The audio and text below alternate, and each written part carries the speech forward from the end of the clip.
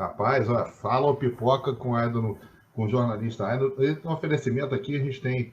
Agora tem alguns amigos, patrocinadores, né, meu querido Aidon. Então, a gente tem aqui a Predionet, que é aqui de Niterói, que é a empresa que tem os melhores preços, a maior velocidade. Aqui na Predionet, feliz é quem tem Predionet 35150555. Você tem lá 500 megas por R$ 99,90 e ela atende também Botafogo, Tijuca, Laranjeiras e grande parte do Rio de Janeiro. Eu vou... Aidon, não fala pipoca, um quadro assim, bem dinâmico, vamos botar assim. Eu sei que vai suscitar um pouquinho de você falar, conhecendo você, eu sei que você vai falar. Vamos lá. Ser jornalista é dureza, mas uma maravilha. Niterói é o melhor lugar do mundo. Meu perfil profissional começa. Niteroiense, vírgula. O resto todo vem depois. Futebol arte ou futebol de resultados? Se não tiver arte e beleza, nem me chama. Nem me chama. Cobre o carnaval, né? Então, O que te fez gostar do futebol? Você é do brasileiro, ser brasileiro, é gostar de jogar, querer ser jogador. Eu queria ser jogador. Os jogadores adoram falar isso. Você queria ser jogador, tem inveja? Eu falei, eu queria, mas eu sabia que não dava. Inclusive, se eu tivesse talento como os profissionais têm, eu seria aquele jogador que vocês iam estar falando aqui assim, vive gordo, porque eu detesto fazer exercício, faço exercício forçado. Então você imagina eu viver gordo, enfim, não ia dar certo. Era bom de bola, tinha uma canhotinha afiada ali. Talvez para aquela década de 80 não desse, mas hoje em dia... Hoje em dia, cara, eu vejo o Paulinho malhando, já vi? Ele tem personal, né? Então ele malha em casa também. Pô, tá maluco. Dá medo só de ver. Uma memória afetiva aí da tua... ou de jornalista, ou como torcedor. Esse tempo aí de cobrir clube, estar perto dos jogadores, conversar. Pô, fiquei super amigo do Júnior, maestro, né? Enfim, hoje comentarista, por conta da cobertura de clube. Tava lá quando ele ganhou aquele título de 92, cobri lá, fiz um monte de matéria com ele, que era um momento super, assim, ele já veterano, né? E foi campeão brasileiro, então, assim, em cima do Botafogo, desculpa aí, Tefim, mas... Tempos passados, já aconteceu já. Então, assim, muito. E o jornalismo me deu tudo. Eu conheci minha primeira mulher, mãe do meu primeiro filho, meu filho mais velho, no jornalismo, a minha atual mulher, mãe da minha segunda filha, no jornalismo, entendeu? Assim, então, é tudo. Assim, o conjunto de memórias afetivas também está muito ligado a essa maravilha, essa relação maravilhosa que é o jornalismo. Aí eu vou perguntar para você 2 jogos inesquecíveis, um como torcedor e outro como jornalista. Então vou falar uma vitória e uma derrota. Pronto. Para não achar que eu só conto história de mocinho. O meu jogo inesquecível como torcedor é o primeiro jogo da final do Brasileiro de 82, Flamengo e Grêmio, 1-1. Porque aquele gol do Zico no final, que o Grêmio faz 1-0 com 38 minutos do segundo tempo, o segundo jogo era no Olímpico, em Porto Alegre, onde era o maior alçapão, então assim, ninguém acreditava que o Flamengo ia conseguir virar. E aí o Zico faz um gol incrível, um cruzamento do Júnior, que ele domina, ganha do zagueiro e bate de trivela no outro ângulo do Leão. Aquilo é um milagre que acontece na minha frente, assim. Teve um golzinho que a bola entrou e não deram no jogo do Olímpico também, não teve? Como é que é? Teve um golzinho que a bola entrou do Grêmio e não deram. Mas tudo bem. Vamos lá, Charles. Vamos lá. Não havia VAR na época. O juiz entendeu que a bola não chegou a entrar e aí não deu por causa disso, foi 0-0. Normalmente você pensa bem, não deve ter entrado mesmo, porque o juiz caseiro não deu para o Grêmio. Olha aí. Entendeu? Olha aí. E falando nesse gol, o Zico falou há pouco tempo no podcast com o Diego que esse gol foi o mais importante na carreira dele pelo Flamengo. É uma coisa, é um milagre que seja acontecer na tua frente, entendeu? Eu lembro que eu estava vestido no dia. E como jornalista, eu podia citar o 7-1. Eu estava no 7-1, eu escrevi a crônica do Globo no dia do 7-1. Poderia citar, mas ele me fala pouco ao coração porque eu não torço pela seleção brasileira. Enfim, a seleção brasileira é só trabalho. Os dois. Estou defecando e caminhando. Isso aí. Eu quero é que não tenha jogador do Flamengo convocado para não machucar ninguém e tal. É isso que Ficam reclamando, é uma injustiça, sei lá, o Ayrton Lucas ter sido convocado. Que injustiça? Deixa ele lá. Não tem negócio de injustiça, deixa quieto. Melhor. E aí o meu jogo mais importante como jornalista é uma homenagem ao Marcos. Marcos, adivinha qual é? Gol de barriga. Porra! O próprio. Eu estava fazendo matéria pelo Globo. Estava fazendo matéria. Chovia loucamente naquele. Eu estava fazendo matéria de torcida. Então eu fui andar pelas duas torcidas para entrevistar gente. Chovia loucamente. Fiquei todo molhado.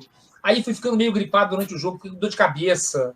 Aí o Flamengo, quando faz 2-2, e aí logo depois o Lira é expulso, porque ele dá uma entrada no Sávio. Tava 2-2, o Lira é expulso. Quando o Fluminense faz 3-2, tá com a menos. É só o Flamengo. Aí, assim,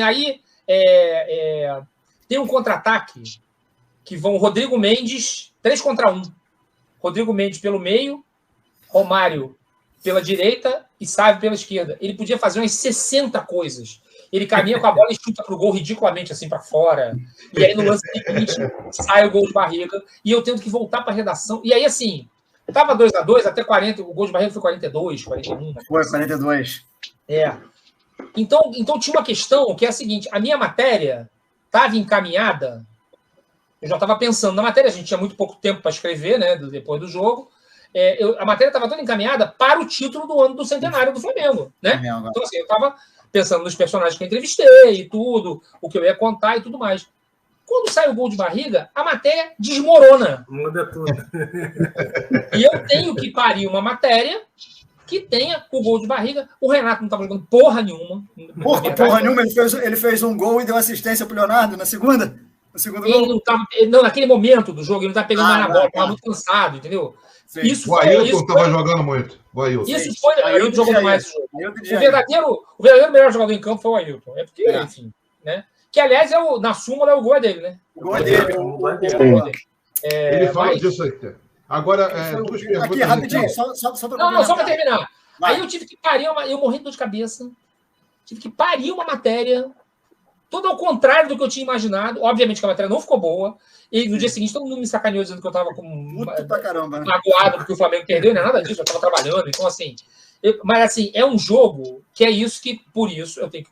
Também, Marcos, eu tenho que confessar o seguinte: o time que eu mais detesto como torcedor é o Fluminense, por causa do sofrimento que o Fluminense impõe ao Flamengo. Por causa de sofrimento como esse. Entendeu? Deixa eu só elogiar. O de barriga foi, olha. Nossa! Deixa eu só fazer uma ilustração aqui. Assim como o Jorge tem coleções de camisa, eu tenho coleções de short de futebol. E eu consegui um short da final do. Não sei se dá para vocês verem aí. Sim. Da final Sim. Desse gol de barriga. É de quem esse short? Rapaz, eu não sei de quem foi o short. Mas qual foi o jogador. Mas eu consegui através de um colega que trabalha lá dentro do Fluminense. Ele tinha esse short lá. Não sei se de fato esse short era da final, mas esse short era dos atletas. Não sei se foi de fato. Vou explicar uma coisa para você. Vai mudar nada para ninguém. Você passa a acreditar que o short é do Renato Gaúcho. Eu digo que a vida fica melhor acreditando nisso. Para quê? Qual o problema? A realidade era do Márcio Costa. Mas tudo bem, tá ótimo. Era do barato. Era do barato. Esse short é a minha relíquia do... Porra, demais. Não. Cheira todo dia antes de dormir. Tinha uma coisa. Claro que é talvez a lembrança mais doída do futebol para mim. Assim, é o gol de barriga. Assim. Aí juntando com o torcedor, tudo. Mas tinha uma coisa que hoje eu olho com assim, não é carinho exatamente, mas com uma simpatia um pouco, que na camisa do Fluminense, que naquela época não tinha um pau para dar no gato também, era um time totalmente falido e tal, não tinha nada, tinha escrito Ame o Rio. Ame o Rio. Aquilo é tão legal, assim. É legal aquilo. É muito futebol raiz, né? Não tinha nada para escrever, escreveu Ame o Rio. O Edno, rádio ou TV? Para ouvir ou para fazer? Devolvo. Para ouvir rádio, para fazer TV. Uau. Mas o que eu gosto mesmo é jogar livro impresso. Mídia impressa ou digital? Mídia impressa. Já respondeu. Aí, quando eu falo para você, a minha alegria atravessou o mar. E a coroa na passarela, nossa. É o carnaval muito mais do que o futebol. Porque o carnaval hoje, ele é uma ilha ainda de paixão, de entrega, que o futebol perdeu pelo tamanho do investimento que o futebol virou, entendeu? Então é totalmente razoável que, nesse momento, o Adrielson esteja sonhando com jogar na Premier League. E aí o Adrielson vai embora, eu estou tratando o Adrielson porque é um jogador que eu estou fascinado. A Premier League do Carnaval é aqui, né? A Premier League do Carnaval é aqui, e tem uma paixão, tem uma entrega, então assim... Mas você não acha também que essas... as escolas de samba hoje são muito empresas? Você não acha que... Não são não. Ficou muito grande. Por exemplo, assim, minha família... Investimento. A escola de samba que mais se assemelha a uma empresa, está muito longe de uma empresa, que é a escola de samba da nossa cidade, a Viradouro. Sim. Que é a escola de samba mais poderosa do Carnaval hoje, olhada com inveja por todos os outros, muito pela gestão do Marcelo e do Marcelinho Calil, né, pai e filho que comandam a escola, que são gestores incríveis de Carnaval. A SAF do Carnaval. Mas é com muita paixão, é com muita entrega, com muito esforço. Não, sim, a paixão, mas assim, o investimento hoje aumentou muito. Aumentou muito. Pô, mas não tem hoje gigantesco, né? Sim. Mas antigamente tinha aquele pessoal do apoio que empurrava carro alegórico. Hoje em dia, se o carro não tiver motor, você... Pô, mas a entrega para fazer... É outra geração, cara. É outro tempo. É isso que eu ia falar, Edgar. Acho que você vai concordar, né? Perder aquela essência, né, aos poucos, né, que a escola, porque toda escola, né, com o passado, desde os princípios do Carnaval lá, os primórdios, né, do Carnaval, era muito moldado por a galera da comunidade fazer o Carnaval e tal. Hoje em dia, você vê que tem patrocínios, tem empresas envolvidas, tem mais profissional. Eu lembro. Isso, exatamente. Só vou contar uma história aqui rapidinho. Eu lembro que eu estava para quem não sabe, meu pai foi presidente da Cubango. Cubango, que é a escola... A verdadeira escola de Niterói. A verdadeira escola. Então, ele pegou a Cubango numa draga danada. A Cubango não tinha dinheiro para comprar um tamborim. Que é basicamente como é a Cubango. O tempo todo. Ele pegou, no primeiro ano dele, ele saiu, ele estava disputando se eu não me engano, na Intendente Magalhães. Inclusive, Charles, o Arnaldo 22, Arnaldo Futsal, foi diretor da Cubango, né? Acho que o Arnaldo nem estava acompanhando. Né? Então, sim. E aí ele consegue o acesso para desfilar na Sapucaí, faz um segundo ano. Teve uma vez que eu estava num samba lá, aí tinha uma mesa grande, e eu estava com ele ali, cara, era um monte de dinheiro que estava ali em cima da mesa. No final do samba não tinha mais dinheiro e ele ainda saiu devendo gente. Eu falei, gente, como é que pode isso? Né? Tinha muita coisa aqui e ele pagou um monte de gente e ele ainda saiu devendo gente. Ficou gente na porta esperando para receber. Imagina na época de Castor.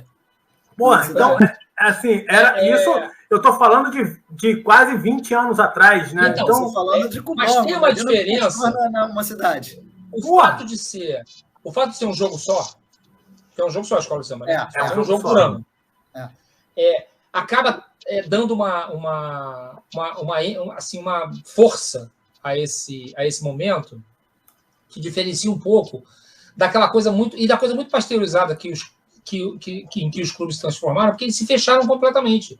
Os clubes hoje são coisas trancadas, ninguém consegue ver, ninguém consegue saber o que está acontecendo. Então, assim, qual é a verdade da história do, sei lá, Por que o Barbieri, que foi tão bem no Bragantino, foi tão mal no... Como é que pode? Como é que pode um técnico tão bom no Bragantino ter ido tão mal no Vasco? Entendeu? Assim, você não sabe, todo mundo chuta. Tem uma outra informação aqui e ali, ninguém sabe. Aí, assim, por exemplo, no episódio do Pedro lá, tomou o soco na cara lá do preparador lá do Sampaoli, aí, assim, as pessoas contam assim, pô, esses caras do Sampaoli não falam com ninguém, é tudo esquisito, tem jogador que não gosta, jogador que gosta. Mas, assim, qual é a certeza dessa informação? Nenhuma, entendeu? Sei lá se é verdade, porque ninguém tá vendo nada, entendeu? Ninguém consegue acesso nenhum a esses lugares. Então, assim, isso também distanciou muito e tirou muito da emoção, faz com que acabe que a escola de samba, que não é comparável, tá? Se comparar a escola de samba, todo mundo tenta fazer essa comparação. Qual é a semelhança que a Mangueira é o Flamengo, ou que a Portela... Não tem nada a ver com as outras, entendeu? O Fluminense vai homenagear a Cartola na terceira camisa esse ano. Isso. Aliás, uma ótima ideia. Cara, comparar a Mangueira com o Flamengo, comparar um tijolo com uma vaca. Não tem nada a ver com a coisa com a outra. E você vê o que eu falei? Você vê o que eu falei, fechando o Fala Pipoca aí, cara, que eu sabia que o Fala Pipoca, quando eu falasse com o Aidan, ele ia acabar não sendo o Fala Pipoca instantâneo, ia ser um Fala Pipoca de resenha. Exatamente, cara. Leandro, posso fazer um Fala Pipoca com ele rapidinho? Fala. Aidan, narração masculina ou feminina? Tá aí, vou ficar no muro. Vou explicar por quê. Sim. Não é comparável. Não tem nem como. Sabe por quê? Não é comparável, não é porque um é melhor que o outro, não. É porque são situações que estão em estágios totalmente diferentes. Entendeu? Então, assim, e os espectadores têm que acostumar os ouvidos às vozes femininas. Ou seja, não é culpa das mulheres. Mas às vezes elas até forçam um pouco a barra. Você não acha meio mecanizado, meio artificial? Então, porque é todo um aprendizado. É.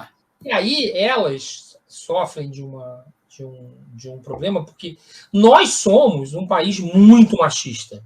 Nós somos um país que fica tentando impedir que as mulheres tenham espaço em várias áreas. Futebol é só mais uma. Tem várias áreas em que você, entendeu? Assim, os diretores das televisões é tudo homem. Entendeu? O diretor do Globo é homem. O diretor da Folha de São Paulo é homem. É tudo homem. Então, assim, então, a gente, em determinados setores, como a locução esportiva, a gente está há muitos e muitos anos acostumado com vozes masculinas. Aí entra uma mulher, parece estranho, entendeu? Por um momento. Elas se preparam, eu conheço a Renata, por exemplo, ela se prepara, ela é super dedicada, ela tem a capacidade profissional de um homem. O nosso ouvido é que não está acostumado. Então, agora, assim, que o tempo vai dar. É a mesma coisa do futebol feminino. Se você vê o jogo com o espírito desarmado, o jogo é bom, entendeu? Mas é porque você está acostumado, você está acostumado, você não está falando você, né? As pessoas estão acostumadas. As pessoas estão acostumadas até com um jogador ruim, homem. Então, assim, quando uma mulher faz uma jogada tosca, meu Deus, como é que pode? Não sabe jogar bola. Tem um monte de jogador que faz. A jogada do Fabrício Bruno, ótimo, Fabrício Bruno domingo, no gol do segundo gol, primeiro gol, segundo gol do Curitiba. Porra, se é uma mulher que faz aquilo, entendeu? Assim, mas aí, como é um homem, foi só uma falha. Não. Uma falha grotesca. A falha do Perry no gol do. Pior da casa própria. Pior da casa própria. Do Maurício. Se é uma goleira que faz aquilo, ainda mais as goleiras que sofrem mais preconceito, porra, não pode jogar. Tem que diminuir. Mas aí que tá. Aí você pegou no ponto certo. A maior crítica que a gente tem em relação ao futebol são as goleiras, cara. As goleiras de futebol feminino é incrível. Elas jogaram nada. As jogadoras podem até jogar bem. Vou te citar um exemplo. Puxa pela memória aí. Brasil e Tchecoslováquia, final da Copa de 62. Você já viu esses gols no YouTube, obviamente. Sim. Tem um cruzamento que alguém dá para a área, que eu não vou lembrar quem é, do Brasil, que é um balão para dentro da área, que o goleiro da Tchecoslováquia vai segurar a bola e larga a bola ridiculamente no pé do Amarildo e sai o gol. Lembraram desse gol? Sim. É o estágio do futebol naquele momento. Aquele era um goleiro que estava na final da Copa do Mundo e cometeu aquela falha. Era o estágio que o futebol estava naquele momento. O futebol feminino, diante de tudo que ele sofreu para conseguir existir, ele está meio nesse estágio também. Então, é um processo. Daqui a pouco você vai ter, do mesmo jeito que tem jogadores de vôlei, hoje com 2 metros de altura, 1,95 m, vai ter goleira desse tamanho também. É um processo, entendeu? Largar o basquete e focar no futebol, no caso, que as jogadoras de basquete, as mulheres que têm 1,90 m, 1,95 m, todas vão pro basquete e vôlei. Todas vão. Assim como aconteceu. Antigamente não tinha goleiro de 1,90 m. Exatamente. O que a gente bate muito aqui no nosso programa é que o vôlei ele tem regras diferentes para a mulher. O basquete ele tem regras diferentes para a mulher. Por que no futebol também não poderia ter uma regra diferente? Não tem como, menor, não é factível. A bola mais leve. Não é factível. O gol menor, talvez. Estruturalmente, não é factível. Por quê? Porque você imagina no nosso calendário você ter que botar... Porque você precisa... Estádios removíveis, sim. Porra, imagina o caos que não ia ser isso. E aí, vou botar no outro estádio. Mas não dá para botar no outro estádio que você precisa tornar viável economicamente. Sim, claro. Porque se você tiver mulheres que tem que trabalhar de dia para jogar bola, para treinar de noite, o futebol nunca vai evoluir. O futebol feminino vai ficar no mesmo lugar. Nesse lugar que estava até um tempo atrás, já melhorou, né? Eu acho assim, fechando o Fala Pipoca, Aino, existe Fla-Press? Existe. Claro. Muito. Mas, existe Fla-Press, existe Timão Press, existe PSG Press, existe Benfica Press. Existe Olha a cara de Jorge Esquerdo. Press. Olha a cara de Jorge Esquerdo. Gravem isso. A questão, Jorge, é o que está por trás do significado da expressão Fla-Press. Esse é que é o ponto. Não tem infelizmente, para decepcionar os conspiradores e os paranoicos, não tem uma ordem para cobrir. Eu tive um diretor no Globo, vou contar essa história, não vou dar o nome dele porque vai me dar problema, vai me ligar. Teve um que comemorou a vitória da Copa do Brasil, da Copa do Flamengo, aí que saiu na redação, comemorando. Esse foi o Editor de Esportes, esse foi o Marcos dos Anjos. Eu já não era mais de lá. Só em 2019. Antes disso, teve um diretor do Globo que ele era o torcedor mais enlouquecido, irracional, apaixonado, e ele era diretor do jornal. Então, assim, ele dava umas ordens que tinha que fazer determinadas coisas no jornal, escrever determinadas coisas, pautar determinada matéria, que o editor de esporte fazia assim, vamos ver daqui a pouco, tal, meio enrolava, não fazia e tal, e ele acabava esquecendo, porque tinha outras coisas para cuidar no jornal, isso aqui, e ia levando, ia esquecendo isso. Por quê?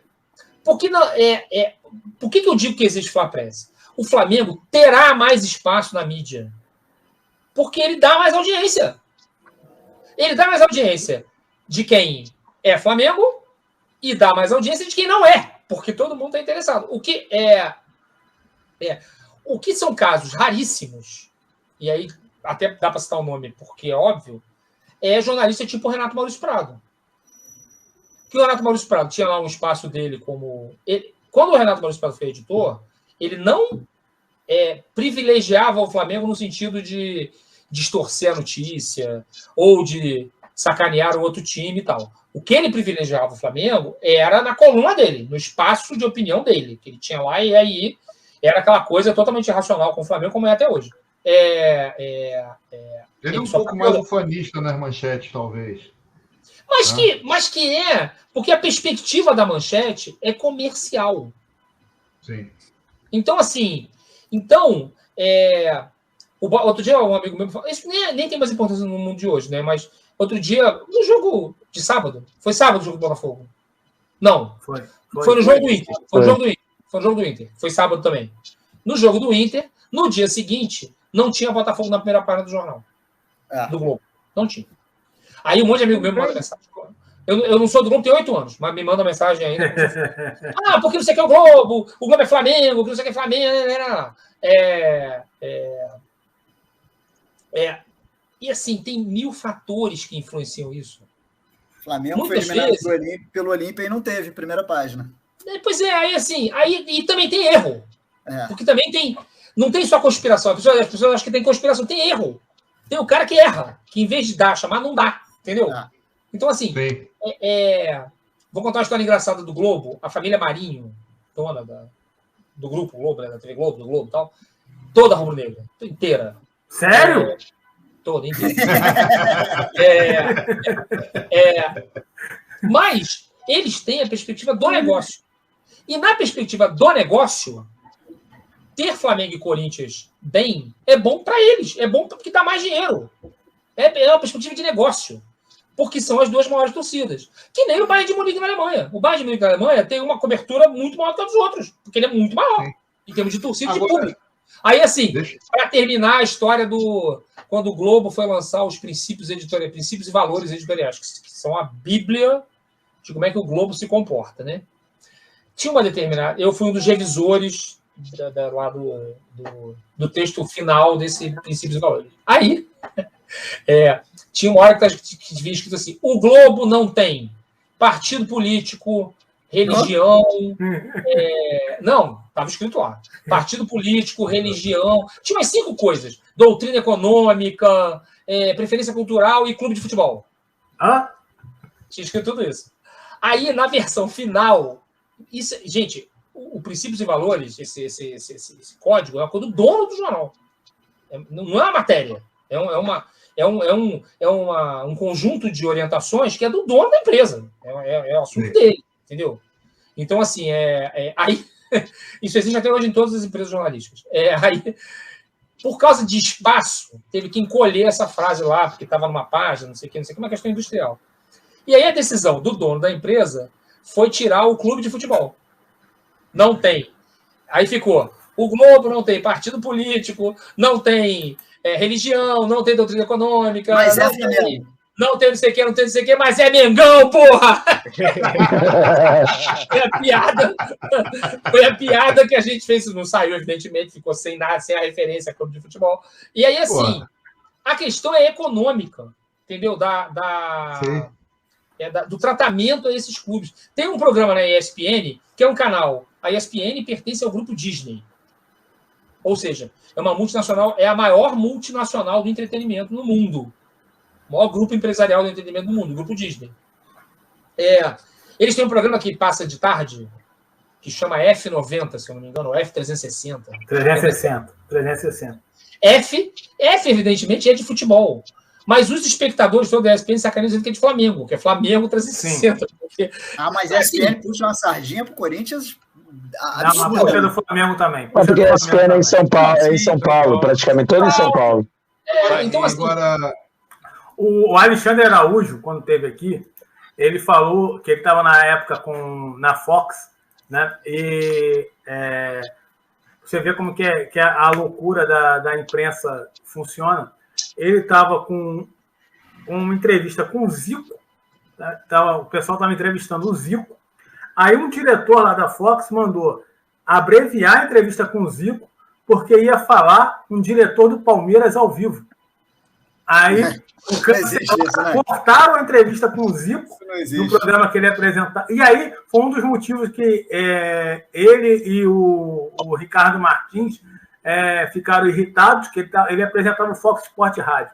E aí cancelaram a entrevista com o Zico para dar moral para uma entrevista ao vivo com o diretor do Palmeiras, que ia falar, acho que, se eu não me engano, sobre alguma contratação, alguma especulação, e estava entrando ao vivo. Então, para você ter uma ideia de como que hoje a imprensa, prioridade hoje é São Paulo, os clubes de São Paulo, depois o Flamengo, depois o resto. Tanto é isso que já é a segunda rodada da Libertadores seguida que tem jogo do Palmeiras no horário nobre. Então, mas aí, Tefim, vai, eu vou explicar essa coisa do Palmeiras, vai.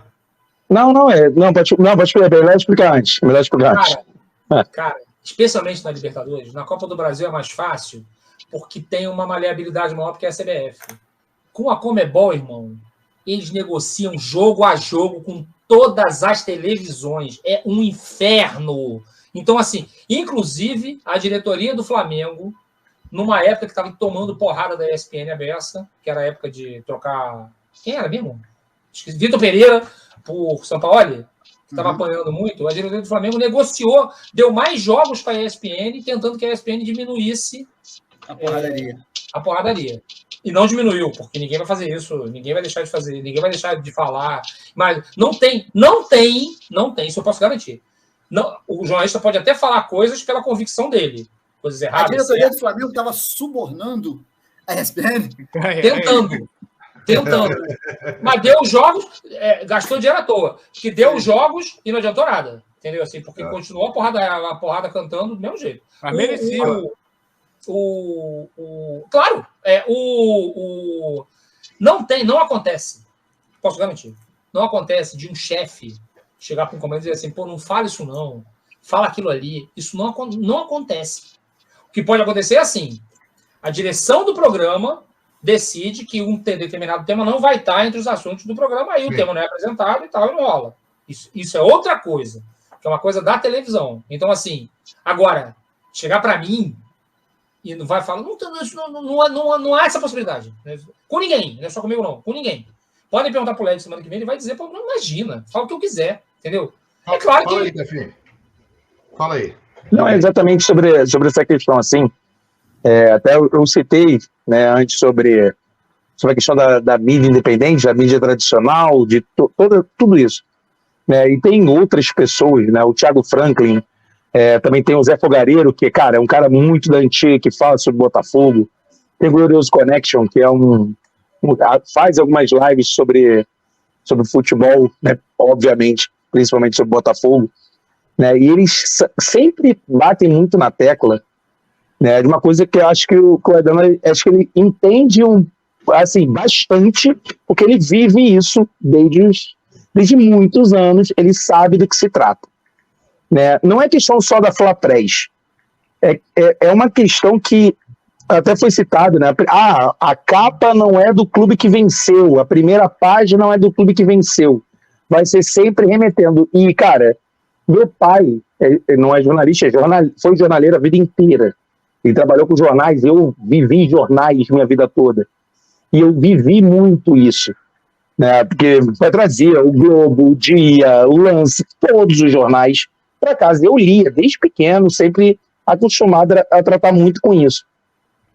E em relação até pescando um pouco dessa questão do jornalismo estadual, eu lembro da raiva que eu tinha do Benjamin Bach, que ele estava no Lance Rio falando do futebol paulista. Eu olhava assim, eu falei, cara, o que esse cara tá fazendo aqui? Ninguém queria saber. Mas é que tinha edição de São Paulo. Mas era edição Rio, e ele comentando a edição Rio. Um pedaço da edição era comum. Não, eu entendo isso, é óbvio que isso é totalmente compreensível. Só que você pegar o Lance Rio, e assim, era o lance na capa, você até tinha... O lance, na verdade, antigamente era assim, o mais... sem clubismo, digamos assim. 2 jornais que tinham a época, que eu lembre. Só que, quando chegava nessa edição, acho que, se não me engano, toda quarta-feira, não tenho certeza, era o Benjamin Bach falando, você lia o jornal inteiro falando do Rio de Janeiro, e o Benjamin Bach, ele não era assim... vamos falar de futebol brasileiro. Não. Ele vai, vamos falar de futebol brasileiro? Vamos. Palmeiras e Corinthians, cara, pelo amor de Deus. Então, assim, isso não é de hoje. Isso acontece desde lá atrás. Desde antes dele até. Assim, tem uma polarização absurda, que acho que você também viveu com isso. Você trabalhando no jornalismo, você viveu muito isso, que a imprensa sempre tende... Também, os clubes cariocas não ajudaram muito, né, nos últimos 20 anos, mas acabou se tornando algo que você liga a TV, você vai querer saber alguma coisa sobre Botafogo, sobre Flamengo, sobre Fluminense, sobre Vasco, você vai ter que primeiro ouvir sobre o Santos, primeiro ouvir sobre o Palmeiras, sobre o Corinthians e sobre o São Paulo. E depois, quem sabe, uma pingadinha de algum clube carioca. Imagina para quem mora em Minas e no Rio Grande do Sul. Exatamente. A gente está falando como assim? A gente está falando do futebol carioca, mas a gente está citando. Mas e os outros clubes, cara? Como é que a gente viveu esse tempo todo, assim, nesse embate? E acho que, assim, você há de concordar que isso fez crescer uma mídia paralela, fez crescer com que os setoristas fossem mais vistos do que o próprio jornal. Claro. Você concorda? Tem uma coisa sobre a primeira página do jornal que as pessoas não sabem, que é hoje em dia, teu pai pode falar isso. Hoje em dia, o Globo e a Folha, da tiragem diária deles, mais de 90% é assinatura. Então... Meu pai não é mais jornalista, ele é aposentado. Ele já foi a vida inteira. Então, ele sabe do que ele sabe. Tá falando. Então, esse fato de ser assinatura embaralha esse jogo completamente. Que é a questão de que o assinante paga o jornal antecipado. Você assina o jornal por 6 meses. Você pagou 6 meses de assinatura. Você pagou 6 meses para frente. Né? Então, a primeira página... E outra coisa, o jornal vai chegar na sua casa de manhã todo dia. A primeira página, para você, não quer dizer nada. Você já comprou? Não quer dizer nada. Então, assim... Pô, você pegou o jornal, pegou o Globo na sua porta no dia seguinte desse jogo do Botafogo, não tinha o Botafogo na primeira página. Você fica puto ali na hora e acabou. Entendeu? Você vai cuidar da vida. Então, essa importância é uma coisa que ficou na nossa memória do tempo da banca de jornal. Porque hoje em dia as bancas de jornal vendem quase tudo menos jornal, né? É lógico conveniência. Eu não consegui achar o nome do locutor. É um locutor famoso do Sul. Mas jornal ainda vende muito hoje para gaiola de passarinho, para negócio de pet. Para o xixi do cachorro. O bairrismo, que é um locutor, é um clássico do bairrismo brasileiro. Afinal, São Paulo e Inter da Libertadores, aquela do Rafael Sobis, é um locutor da RBS, que ele grita: o Inter pisou na camisa do São Paulo. Cara, deu uma merda, assim, porque ele estava em São Paulo, você queria bater nele, uma coisa horrorosa e tal, não sei o quê, porque ele fazia uma coisa como se o Rio Grande do Sul fosse um país, né? Não é Brasil, né? Eles consideram mesmo. Aí, assim, eles são baístas, eles reclamam que os meus amigos lá do Sul, do Paraná, vocês só falam do Rio São Paulo. Mas Enfim, tem uma coisa de puxar hoje. Agora, tem essa coisa de puxar hoje para essa oposição Flamengo e Palmeiras, que até é muito responsável. Os jogos de Flamengo e Palmeiras são muito tensos e é muito responsável pelo que aconteceu com a menina lá, com a Gabriela, que morreu, né? Por conta dessa tensão que fica, porque o Flamengo tem dinheiro e o Palmeiras e não sei o quê, entendeu? O Flamengo é o sistema que aquele... Eu acho até, Wagner, falando aí... O técnico falou disso lá, ridículo. Eu acho até, dentro do que foi falado, muito dessa mídia especializada... aliás, eu tenho horror àquele Abel Ferreira também, que nem é do Flamengo, tenho horror a ele. Muito dessa mídia especializada que surgiu nos clubes, tanto de TVs próprias, como conteúdo próprio gerado pelos youtubers, influencers, acabou sendo consumido muito pela questão que você via seu clube, por exemplo, como o Tefinho falou, primeiro vê os clubes de São Paulo, depois vê o clube do Rio, aí vê o Botafogo com espaço mínimo.